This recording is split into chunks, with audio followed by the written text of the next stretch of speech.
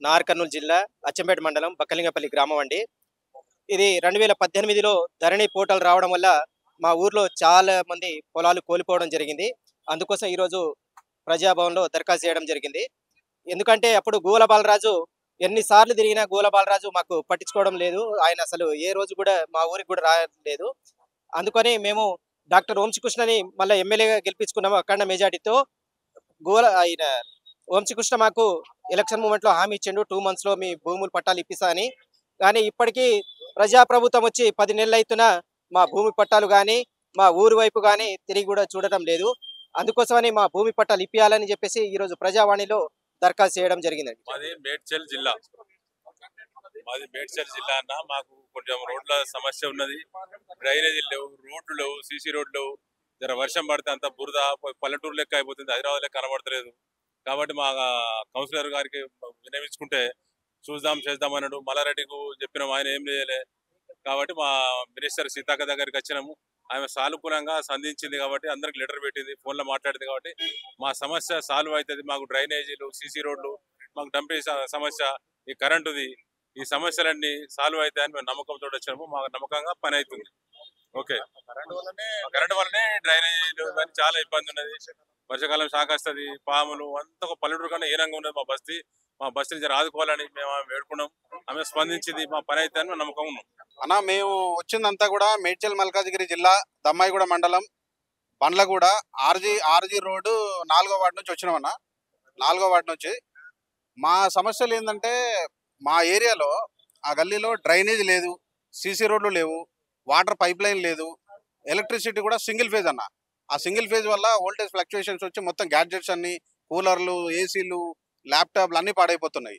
దాంతోపాటు ఏంటంటే డ్రైనేజీ అది బయటకు వచ్చేసి డ్రైనేజ్ లేకపోవడం వల్ల అది మొత్తం పందులు తిరుగుతున్నాయి. అక్కడ పెద్ద పెద్ద పాములు, రక్త పింజర్లు, కొండ చిల్వలు, మీకు ఆ ఫొటోస్ వీడియోస్ కూడా షేర్ చేస్తాం, అవన్నీ తిరుగుతున్నాయి. స్కూల్ పిల్లలు మాకేంటంటే దాంతోపాటు ఈ వాటర్ ఆల్రెడీ డంప్ యార్డ్ ఉంది ఒక 6-7 కిలోమీటర్ల డిస్టెన్స్లో, ఏది జవహర్ నగర్ డంప్ యార్డ్.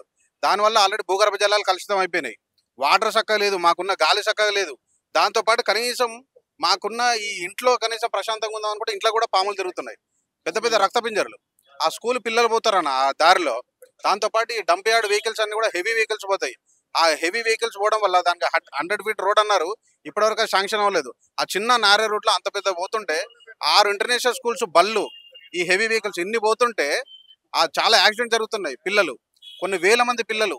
మా రిక్వెస్ట్ ఏంటంటే ఓన్లీ ఇప్పుడు ఈ మా సమస్యలు తీర్చడంతో పాటు మా డ్రైనేజ్ సమస్య, మా వాటర్ పైప్ లైన్ సమస్య, మా సింగిల్ వోల్టేజ్ ఫ్లక్చుయేషన్ సమస్య, దాంతోపాటు సీసీ రోడ్ల సమస్య, ఈ 4తో పాటు ఆ డంప్ యార్డు, ఆ వెహికల్స్ 100 ఫీట్ రోడ్డు, ఆ డంప్ యార్డు కూడా ఈవెన్ మాకు గవర్నమెంట్తో పాటు స్కూల్ యాజమాన్యాలు కూడా కోఆపరేట్ చేయాలి. 6 ఇంటర్నేషనల్ స్కూల్స్ ఉన్నాయి, Swaminarayan Gurukul, Pallavi international school, Saint Andrews, LIBR. ఈ స్కూల్ యాజమాన్యాలు కూడా మా కాలనీవాసులందరికీ సపోర్ట్ చేయాలి. వేల మంది స్కూల్ విద్యార్థులు ఆ గాలి పీలుస్తుంటారు, ఆ వాటర్ తాగుతుంటారు. సో ఇన్ని సమస్యలు, ఇవన్నిటి గురించి మేము లోకల్ కౌన్సిలర్కి ఇచ్చినాం పిటిషన్, దాని తర్వాత మున్సిపల్ కమిషనర్కి ఇచ్చినాం, దాని తర్వాత ప్రజావాణి స్టార్ట్ అయిన తర్వాత ప్రజావాణిలో పోయి కంప్లైంట్ ఇచ్చినాం. ఏది కూడా వచ్చి చూస్తారు తప్పితే ఫీల్డ్ విజిట్స్ కూడా సరిగ్గా చేయట్లేదు. చేసినా కూడా ఇంప్లిమెంటేషన్ ఉండదు. 2-2.5 సంవత్సరాల నుంచి పోరాడుతున్నాం మేము. ఇవన్నీ కాదని చెప్పేసి ఇప్పుడు ఈరోజు సీతక్కని కలవడానికి వచ్చినాం. సీతక్క మా సమస్యలు విన్నారు, సానుకూలంగా స్పందించారు. ఇక మాకు అక్నాలజ్మెంట్ కూడా ఇచ్చిండ్రు. 1.5 మంత్లో దీన్ని సాల్వ్ చేస్తామని చెప్పిండ్రు. మా ముందే కమిషనర్ గారు కూడా ఫోన్ చేసిండ్రు. సో అట్లీస్ట్ ఇకనైనా కనీసం ఆ సమస్యలన్నిటికీ పరిష్కారం దొరుకుతాయని చెప్పేసి ఆశిస్తున్నాం. అందుకే మా కాలనీవాసులందరం వచ్చినాం ఇక్కడికి. నా పేరు నీల్ రాజ్. నేను ఈరోజు ప్రజాభవన్కి రావడం జరిగింది. మన తెలంగాణ రాష్ట్ర ముఖ్యమంత్రి రేవంత్ రెడ్డి సార్ గారికి కలిసి ఇక్కడ ప్రజావాణిలో ఒక ఫిర్యాదు ఇవ్వడం కోసమని నేను రావడం జరిగింది. ఏంటంటే ఖమ్మం 2 టౌన్ పోలీస్ స్టేషన్లో పనిచేస్తున్న కేవీ రత్నం అనే ఒక హెడ్ కానిస్టేబుల్ పాస్టర్ అవతారం ఎత్తి తన భార్య 7వ తరగతి వరకే చదివింది. ఆమె డాక్టరేట్ అని చెప్పేసి డాక్టరేట్ ఇచ్చి ఆమెకు దివ్య మహిమలు ఉన్నాయని చెప్పేసి అనేక మంది పేద ప్రజల్ని కుల మతాలకు అతీతంగా వారిని మోసం చేస్తూ నేను పరలోకానికి వెళ్ళాను, నరకానికి వెళ్ళాను అంటూ 25 ఎకరాల వరకు కబ్జా చేసిందని చెప్పేసి అక్కడ ప్రకాష్ నగర్ బ్రిడ్జ్ దగ్గర చేయడం జరిగింది. 5-6 విల్లాలు, అనేక మంది కూలీనాలు చేసుకునే ప్రజల్ని మీరు దివ్యశక్తులు నాకు ఉన్నాయి కాబట్టి మీరు డబ్బులు ఇస్తే అవి పరలోకంలో బంగారు కాయిన్స్ అవుతుంది, మీరు దశంభాగాలు ఇవ్వాలి, కానుకలు ఇవ్వాలి అని చెప్పేసి ఈ యొక్క కేవీ రత్నం గారు ఒక బాధ్యతాయుతమైన హెడ్ కానిస్టేబుల్గా ఉంటూ ప్రజలకు రక్షణగా ఉండాల్సిన ఈ వ్యక్తి ఈ విధంగా తన భార్యకు దివ్య మహిమలు ఉన్నాయని చెప్పేసి మోసం చేయడం జరుగుతుంది. ఇది తప్పు అని చెప్పేసి మేము ప్రశ్నిస్తే మా మీద పోలీస్ స్టేషన్లలో కంప్లైంట్ ఇస్తే బెదిరించడము, బ్లాక్మెయిల్ చేయడం అనేది జరుగుతుంది.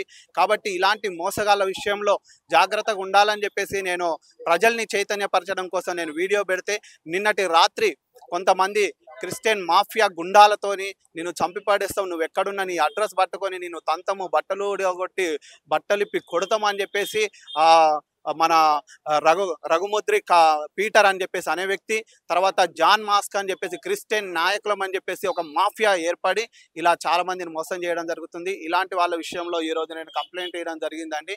ఇది అండి. Thank you. నమస్తే.